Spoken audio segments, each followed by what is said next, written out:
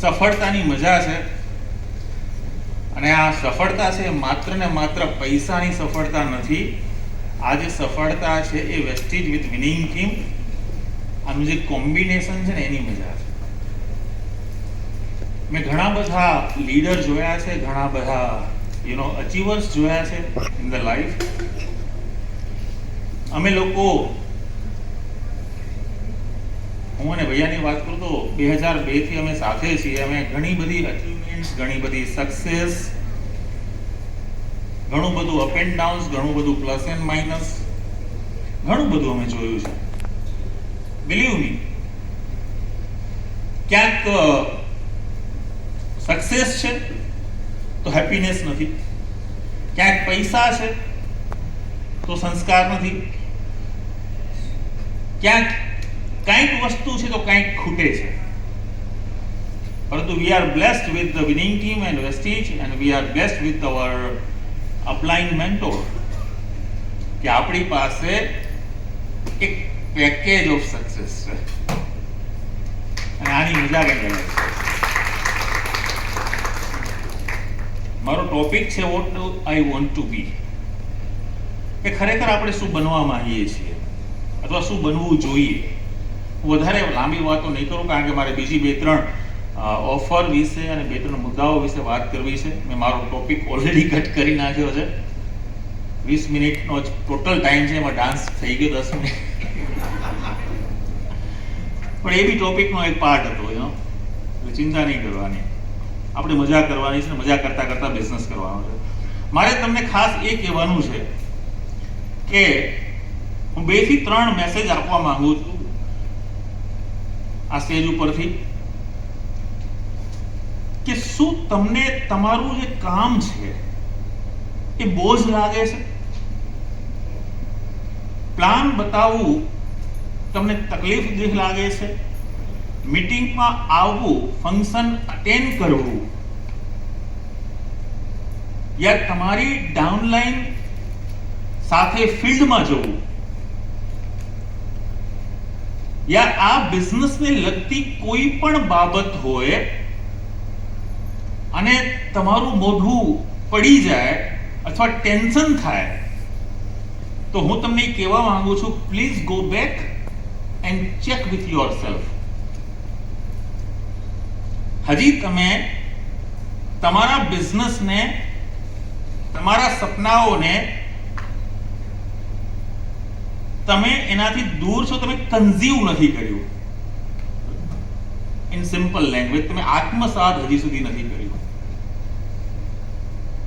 જ્યાં સુધી તમે એ વસ્તુને કન્ઝ્યુમ નહીં કરો, જ્યાં સુધી તમે આત્મસાત નહીં કરો, ત્યાં સુધી તમને દરેક વસ્તુ, દરેક બાબત તકલીફદેહ લાગશે.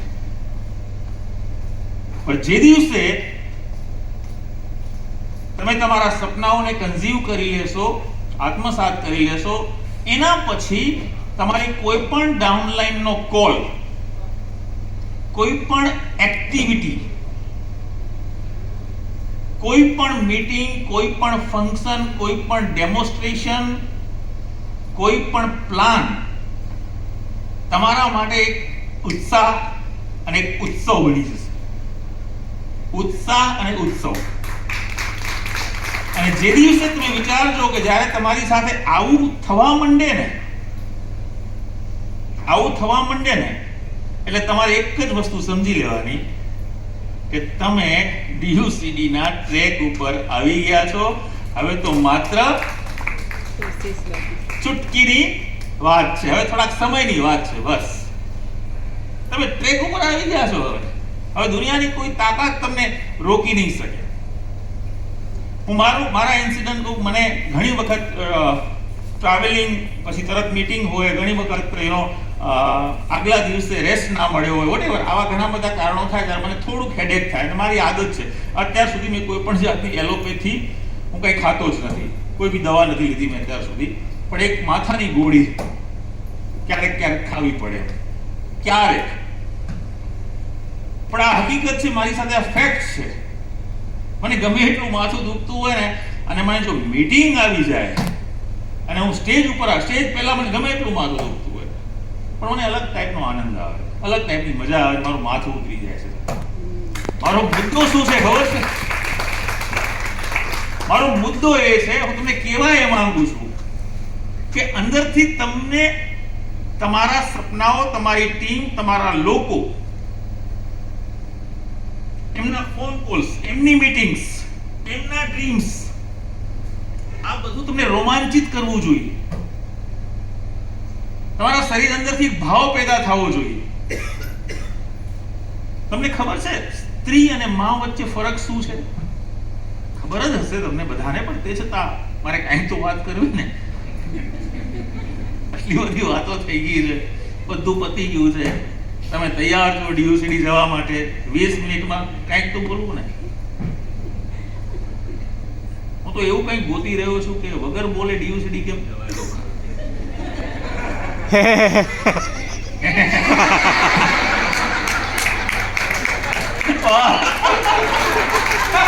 આ ગો ગ્રાઉન્ડ 100% સક્સેસ. હકીકતે જવાય. તમારામાં ચાર્લી ચેપ્લિને શું કર્યું મને એમ કહો? વગર બોલે આખી દુનિયાને હસાવી. તો કઈક કરો ને યાર નવું આ દુનિયામાં. શું કામ ના થાય મને એમ કહો, શું કામ ના થાય? તો મુદ્દો એ હતો કે ખરેખર તમે જે રેસમાં તમે અને હું જે દોડી રહ્યા છે ને, એ રેસની અંદર આપણે મજા ગોતવાની છે. એટલે મેં કાંઈક તમારા માટે લખ્યું છે. ઘણા સમય પહેલા કોઈક મીટિંગોમાં મેં કીધું હતું, આજે કોઈક યાદ દેવડાવી દીધું, એટલે પાછું એક વખત હું તમને આ રિપીટ કરાવું છું કે તમે જેને મહેનત માનો છો ને, મહેનત નથી. કલ્પેશભાઈ, આપણે જેને મહેનત માનીએ છીએ, મહેનત છે?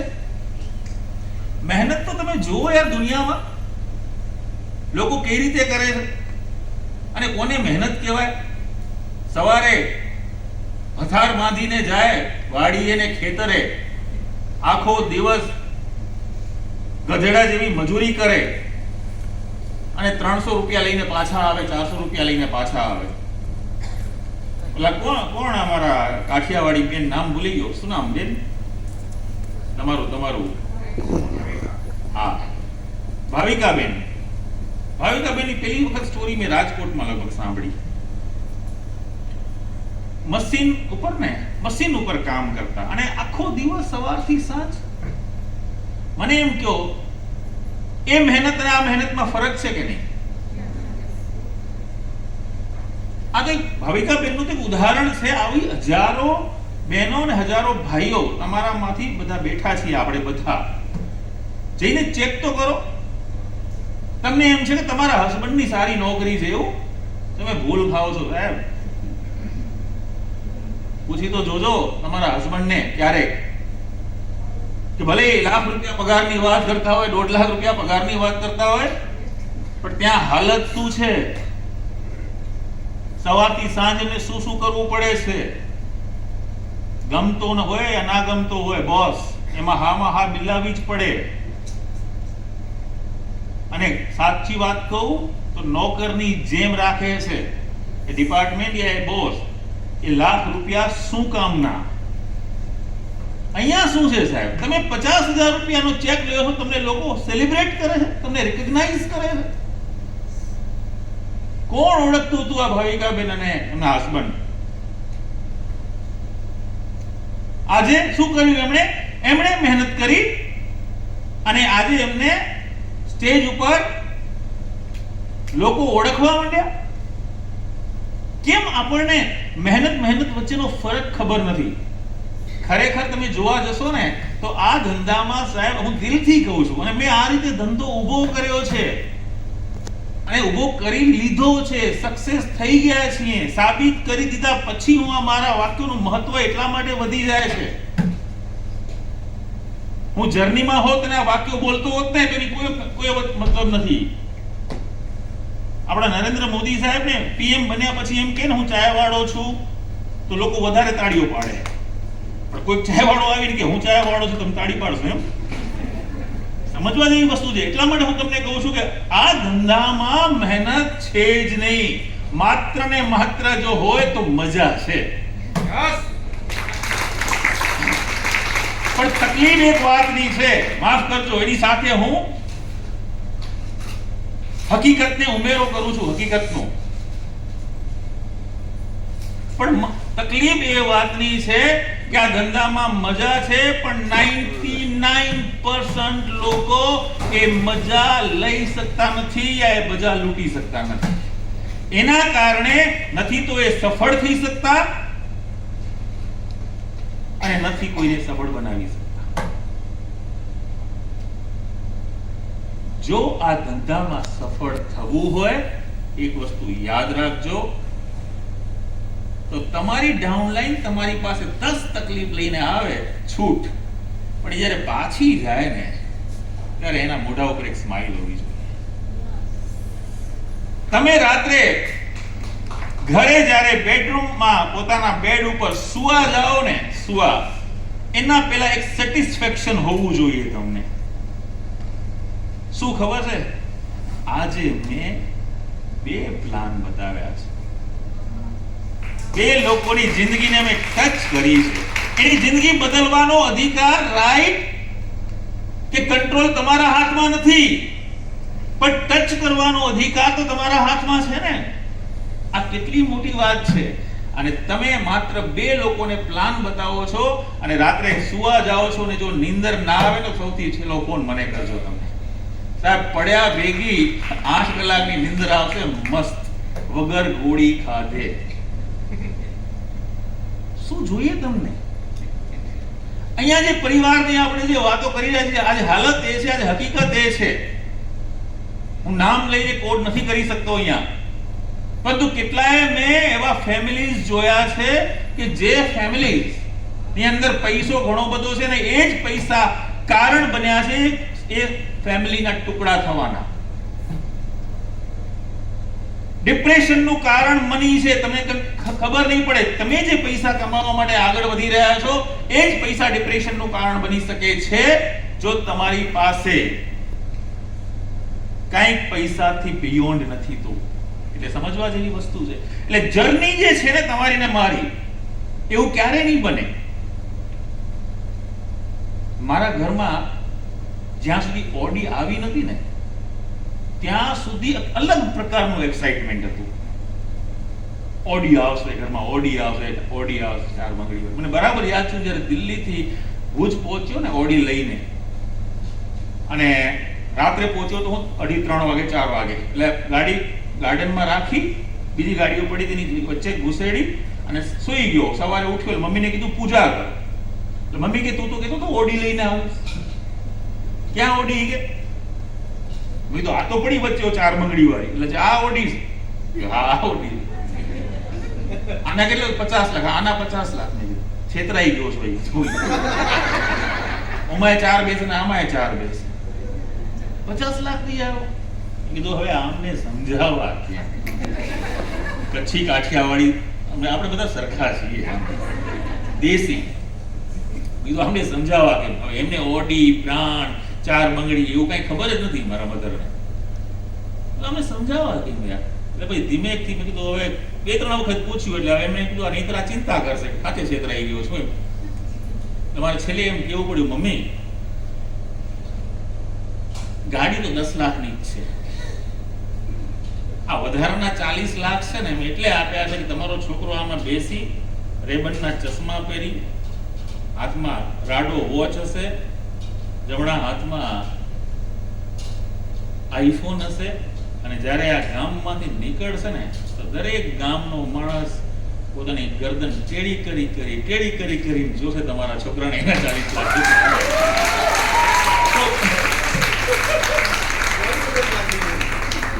મારો મુદ્દો શું છે ખબર છે? કે આગળના જે 1 મહિનાનું જે એક્સાઇટમેન્ટ હતું ને એ 1 મિનિટમાં ખતમ. મેં કીધું 50 લાખ રૂપિયા સાલા ગયા હે એમને. તમે ડ્યુસરી જશો ને પછી હું જાઉં તો ડ્યુસરી થઈ ગયો, હવે હું મજા કરું આખી જિંદગીની. નહીં તમે ડ્યુસરી જઈ શકો અને નહીં મજા કરી શકો. જર્નીમાં જે મજા છે અને જે જર્નીમાં જેટલો તમે આનંદ લઈ શકશો એટલા પ્રફુલ્લિત, એટલા આનંદિત તમારી ટીમ રહેશે, તમારા લોકો રહેશે, તમે રહેશો. અને તમે જે સિનર્જી ઊભી કરશો ને સાહેબ, એ સિનર્જી માત્ર ને માત્ર તમારી પૈસાથી સક્સેસ નહીં હોય, તમારા માટે એક મિશન હશે, તમારા માટે એક રેવોલ્યુશનરી કામ હશે અને તમે વાકઈમાં ઇતિહાસ બનાવશો. આપણે જે વાત કરી છે ને સુરતમાં FRU કરવાની, સાહેબ હું ગેરંટીથી કહું છું, ખાલી 6 મહિના 90 દિવસના 2 મિશન પકડી લો. ખાલી 90 દિવસના 2 મિશન. પહેલા 90 દિવસની અંદર એક ટાર્ગેટ બનાવો કે આ 90 દિવસમાં મારે આ પિન ઉપર જવું છે, આ ચેક ઉપર જવું છે, મારા ગ્રુપમાં આટલા ન્યૂ લોકો એડ થવા જોઈએ, વાત ખતમ. આટલી FRU ની ટિકિટ મારે મૂવ કરવી છે. એ 90 દિવસ પછી બીજા 90 દિવસનો ગોલ બનાવો અને આ 180 દિવસ જિંદગીમાં આ દિવસ સુધી ને કેટલા વર્ષ થયા તમને ગણી લેજો, મને ખબર નથી. જેટલા વર્ષ થયા ને એક કસમ ખાઈ લો દિવ્યા, એક કસમ ખાઈ લો કે આ દિવસ સુધી જેટલી મજા નથી કરી ને એનાથી 1000 ગણી મજા હું 180 દિવસમાં કરીશ. પ્લાન બતાવતી વખતે, મીટિંગ કરતી વખતે, લોકોને ઇન્વાઇટ કરતી વખતે, FRU ની ટિકિટ આપતી વખતે જો મજા શું થાય છે. Do what you love, love what you do.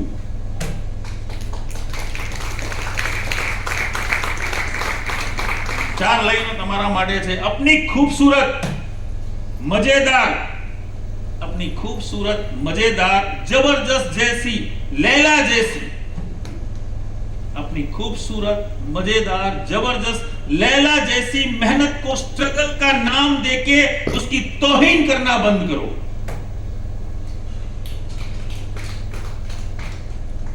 મહેનત છે ને સાહેબ મજેદાર છે.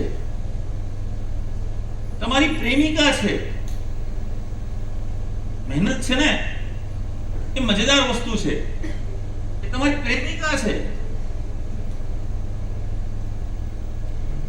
એને સ્ટ્રગલ, લોકો કહે છે આઈ એમ સ્ટ્રગલિંગ. તમે શું બોલી રહ્યા છો? સ્ટ્રગલ તો ખતમ થઈ ગઈ. સ્ટ્રગલ તમારી ઇઝ ઓલરેડી ફિનિશ્ડ, બીકોઝ તમારી પાસે એક best of the best opportunity આવી ગઈ. મારે કરોડપતિ બનવું છે, મારે મારા સપના પૂરા કરવા છે. સ્ટ્રગલ ત્યાં સુધી છે કે મારી પાસે પ્લેટફોર્મ નથી. સમજાણી મારી વાત નહીં? જ્યાં સુધી મારી પાસે પ્લેટફોર્મ, મારે સપના પૂરા કરવા છે, પ્લેટફોર્મ નથી મળતું. તમને ખબર છે તમે કેટલા લકી છો? તમે જાઓ તો ખરા સમાજમાં, તમે જાઓ તો ખરા તમારા શહેરમાં, તમને ખબર પડશે કેટલાય લોકો છે જેને કંઈક કરવું છે, રસ્તો નથી મળતો. ડોક્ટર સાહેબ, તમે કેટલા લકી છો, તમારી પાસે રસ્તો છે. પણ તકલીફ એ વાત નહીં છે કે એ લોકોનું શું કરવું કે જેને રસ્તો મળી ગયો છે પણ ચાલવા તૈયાર નથી. એ ગુજરાતી સમજते हो?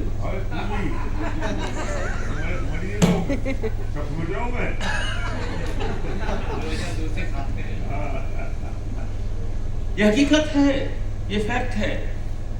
हमारे पास, हमारी स्ट्रगल इज ऑलरेडी ओवर. हमारे पास रास्ता है. फालतू की हमदर्दी बटोरकर अपने आप को मायूस और लाचार बनाना बंद करो. आज से उठो, जागो और ललकार करो. जब तक सफल ना हो तब तक असफलता का रोना रोना बंद करो. तुम सिर्फ मेहनत करो, मेहनत करो और मेहनत करो.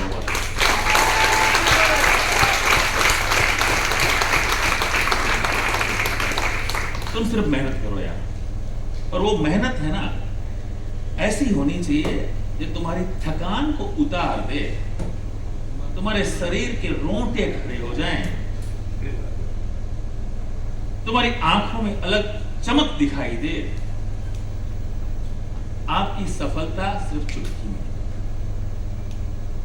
दोस्त, ये समय बहुत कीमती है. लास्ट मेरा पॉइंट मैं बताना चाहूंगा आपको, और उसके बाद में कुछ और बात करनी है प्रमोशन की आपके साथ. ये समय है ना, समय को समय से पहले अगर आपने समय को नहीं पहचाना तो वही समय आपको समय से पीछे छोड़ देगा. ये बात आपको समझना पड़ेगा. Work faster and get time for your life. ये पहली बार बात भैया ने शायद डेज इंडिया इंटरनेशनल उदयपुर में की थी। 2002। हाँ 2002-03 शायद। और उस वक्त ये वोडाफोन जो कंपनी है ना, वो हच कहलाती थी, हच। बहुत सारे लोगों को पता होगा। और हच ने उस वक्त 2G या ऐसा कुछ लॉन्च किया था, 1G या 2G। और उसके नीचे स्लोगन आता था, work faster and get time for life. उसने अपने जो इंटरनेट स्पीड को इस तरीके से दर्शाया था। और तब से ही दुनिया उस एड को भी पढ़ रही है, उन स्लोगन को भैया जैसे लोगों ने कोट किया, हजारों लोगों ने सुना, बट कितने लोगों ने उसको अप्लाई किया? Work faster and get time for your life. ये ड्यू सिटी की जो रेस है ना, माफ करना, जिस व्यक्ति ने आज बिजनेस साइन किया है ना, उस व्यक्ति की मैं बात कर रहा हूं। ये 2 साल में भी खत्म हो सकती है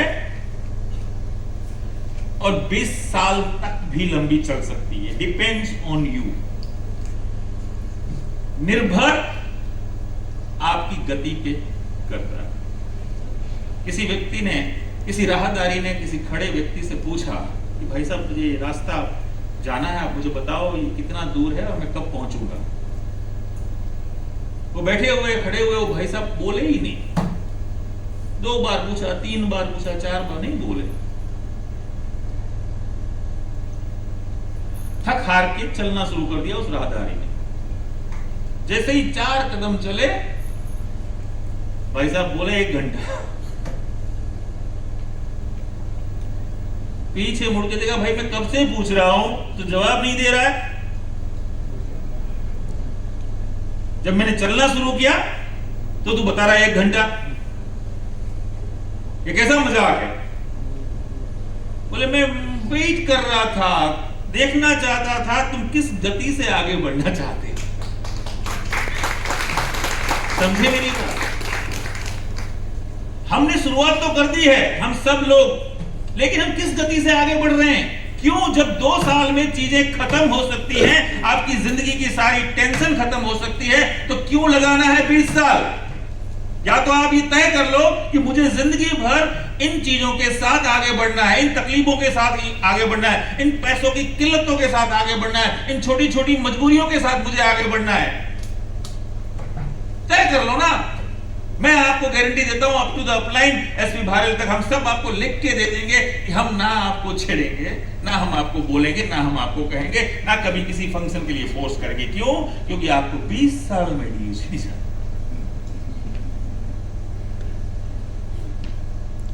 लेकिन अगर आप चाहते हो कि आप सपने तब पूरे हों आपके जब आप चाहो, तो आपको आपकी स्पीड बढ़ानी पड़ेगी, आपको आपके समय को पहचानना पड़ेगा। एक स्टोरी है, 1 मिनट में बताना चाहूंगा। एक फैमिली था, जिस फैमिली में और भी कुछ मेंबर थे, लेकिन उस फैमिली में 2 कैरेक्टर थे बहुत बढ़िया से। एक थे दादाजी और एक थी पोती, उनका पोता। हर साल पोते का जन्मदिन होता था, केक मंगाई जाती थी और सेलिब्रेशन होता था। सब इकट्ठे होते थे, बीच में केक रखा जाता था, ऊपर candle, music, cake cutting, celebration, सब कुछ। लेकिन बिफोर केक कटिंग एक छोटी सी रस्म होती थी जो दादाजी करते थे उस पोते के लिए। दादाजी बोलते थे बेटा, पोते को बोलते थे चल मेरे साथ 1 मिनट के लिए। सब फैमिली मेंबर खड़े रहते थे, पता नहीं क्या हो रहा है। पोते को उंगली पकड़ के लेके जाते थे बालकनी में। पोते बेटा ऊपर देख। पोता ऊपर देखता था, दादाजी ऊपर देखते थे, आकाश की तरफ दोनों देख के बोलते थे दादाजी बेटा चुटकी बजा। पोता चुटकी बजाता था, चलो वापस चलते हैं और केक काटते हैं। केक काटी जाती थी। हर साल ये रस्म, छोटा बचपन से इस रस्म चली आ रही थी। बेटा 20 साल, पोता 20 साल का हो गया, 21वां जन्मदिन आया। केक मंगाई गई, सेलिब्रेशन का टाइम हुआ, सारी चीजें रखी गई, सब कुछ रेडी। बोला केक काटो। इस वक्त कुछ सीन अलग था। इस वक्त दादाजी नहीं थे, लेकिन पोता 20 साल से जो रस्म निभा रहा था कैसे भूल सकता है। बोले मेरे दादाजी नहीं है तो क्या हुआ, मैं जाऊंगा अकेला। वो गया, आंखों में आंसू हैं, बालकनी में खड़ा हुआ, आकाश की तरफ देखा, चुटकी बजाई, समझ में आ गया जिंदगी के 20 साल चुटकी में निकल गए। मैं आपसे पूछना चाहता हूं, कितने साल हो गए हमें? क्यों हर साल निकल रहा है? क्यों?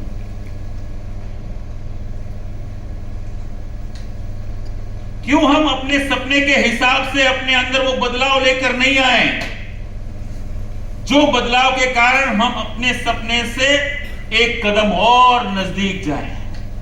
क्यों नहीं? जो बदलाव करना हो इस हॉल से बाहर निकलने से पहले कर लेना। जो निर्णय लेना हो इस हॉल से बाहर निकलने से पहले ले लेना। 2025 में जो चेक आप चाहिए आपको, वो चेक का अमाउंट आज अपने मोबाइल नोट्स में, अपनी डायरी में लिख के बाहर निकलना। जो पिन आपको आने वाले FRU 2025 में आपको जो पिन चाहिए, जिस पिन पे आप अपने आप को रिकॉग्नाइज करवाना चाहते हैं विनिंग टीम के स्टेज पे 2025 FRU में, 2026 FRU में, उस पिन को लिखने से पहले इस हॉल से बाहर निकलना।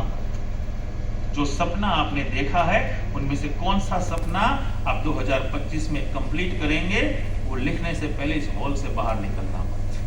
बुलंद हो हौसले तो मुट्ठी में हर मुकाम, मुश्किलें और मुसीबतें तो जिंदगी में हैं, मगर हो जिंदा तो हिम्मत और हौसला रखो लहरों के खिलाफ तैरने का, क्योंकि लहरों के साथ बहना तो लाशों का।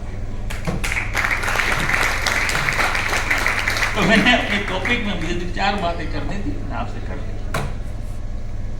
अब मैं